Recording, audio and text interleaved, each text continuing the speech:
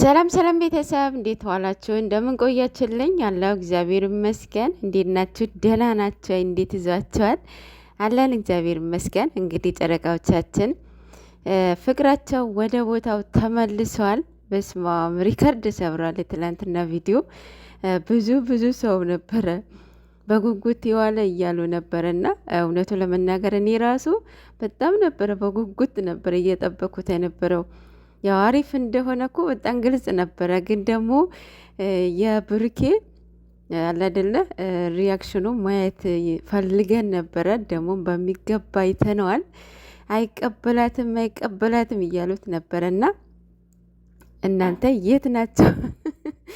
ማይቀበላት ነገር ምንድን ነው? ለማንኛውም እግዚአብሔር ይመስገን በእውነት ደስ በሚል አጨራረስ ጨርሰዋል ይህንን ስራ። ብዙ ሰው የሚያስጨንቅ ስራ ነበረ፣ ያስጨነቀ ስራ ነበረ እውነቱ ለመናገር። እነሱ ደግሞ በቃ እንደዚህ አይነትን ኒጃ በስማ እና እንደዚህ አይነትን ስራ እንዳትሰሩ ይስሩ። ግን ደግሞ የማያከባብር ስራ ረጥንቅር ይበል የእውነት ብቻ። ከዚህ በኋላ አሁን ምንም ያጣላቸው የሚያጨቃጭቃቸው ኢሹ የላቸውም። ምክንያቱም ትልቁን ነገር የእዩ ተብዬዋ ነበረ። የእሷ ነገር ተፈተዋል፣ እሱም ነጻ ወጥተዋል እና ምንም የሚፈጠር ነገር የለም። ግን አይጣሉ ማለት አይደለም። የሰው ልጅ ናቸው አይደለ? እግር በእግርም ይጋጫል። እሱ ግን ያው እርስ በራሳቸው ነው፣ ምንም ችግር የለውም። ብቻ ብዙ ነገር ተምረዋል፣ ብዙ ነገር አውቀውበታል ብዬ አስባለሁኝ። ኦዲየንስንም ጭምር ማለት ነው። እና አንዳንዴ ስለወደድናቸው ብቻ የሚሰሩትን መጥፎ ሆኖ እያለ እያየን ሂጂበት ማለት እንደሌለብን በደንብ ገብቷቸዋል ብዬ አስባለሁኝ። ምክንያቱም ያንን ሰው መጥፊያ ነው የምትሆኑት በእልህ ማለት ነው። እልህ ባይዞ በጣም መጥፎ ነው። የሆነ አባባል አለ። ምንድን ነው? እንጨት ያስበላል ነው እሳት ያስወጣል። የሆነ አባባል አለ፣ ትክክል ባልሆነም ማለት ነው። እና እነዚህ ልጆች ወደ እልህ አንክተታቸው ማለት ነው። በጣም ደስ ይላል። ያው አብዛኛው ኦዲየንስ ማለት ይቻላል ደስ ብሎታል በመታረቃቸው። ቅመምዬ አብረው በቃ በመገናኘታቸው ደስ ብሎታል። ምንድን ነው ያው ለምንድን ነው በቅመሟ ቤት ቪዲዮ የማይለቀቀው እያላችሁም እየተከራከራችሁም ነበረ። አይመለከተንም አይደል? ምን አገባን? ባልና ሚስት ናቸው አይደለ?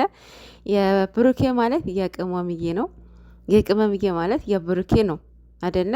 ግዴታ ተጋብተው ምን ማለት መሆን አለበት? እነሱ እኮ ኦልሬዲ ኖረውታል አይደል? ፍቅር ማለት ባለትዳር ተጋብተው ራሱ ያኖሩትን ነው እነሱ የኖሩት። የምሬን እኮ ነው፣ ኑረውታል ያለ ማስመሰል። በስማም እና ምንድነው አሁን የሚቀራቸው? በቃ ሁሉም ነገር ስቴፕ ባይ ስቴፕ ነው አይደለ? ወደዛም ይገባሉ። ሌላው ደግሞ ባለፈው እንደመጣሽ ነው ማስወልድሽ ብሎ ተናግሮ ነበረና እንግዲህ የጨረቃ ፋሚሊ እኮ ምንም ነገር አያመልጣቸውም አይደለም? እና ይሄንን ጠብቁ በቅርቡ እያሉ ነው። እና ይህንን ያው እነሱ ጠንቅቀው ያውቃሉ። ነው ሁሉም ነገር ማለት በሰዓቱና በቦታው ይሆናል ብለው ራሳቸውን እያሳመኑ ልጆች ናቸው አይደለ?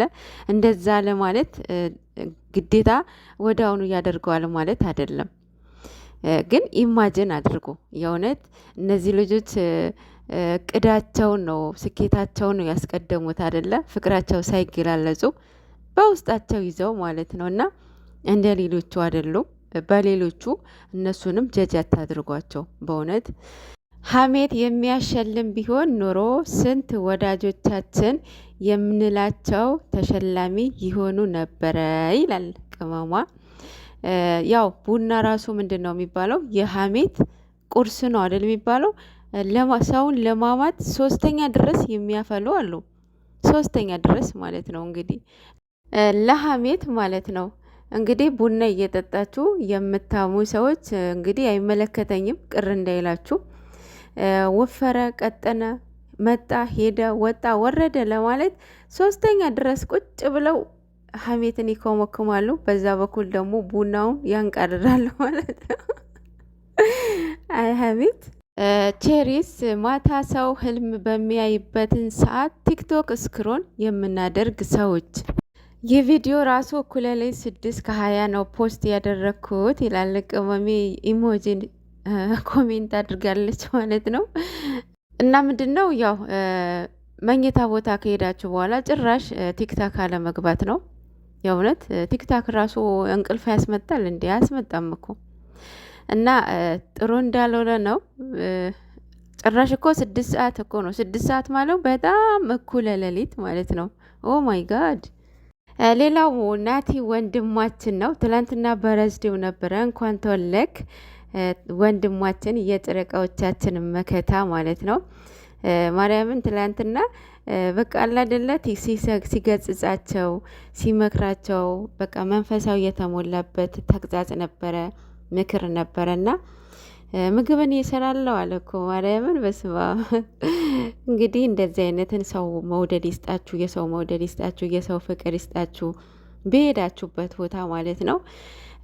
እንደዚህ ትከበራላችሁ። ማርያምን በቃ ትልቁ ራሱ እንደ ትንሽ ነው የሚያከብራችሁ ማለት ነው። እና አሁን እናቴ ታላቃቸው ነው፣ የልጅ አባት ነው። እና እኔ ነኝ ምግብ ምሰራው፣ እኔ ነኝ ሰርቼ ማበላችሁ ትርት እያደረጋቸው ማለት ነው። እና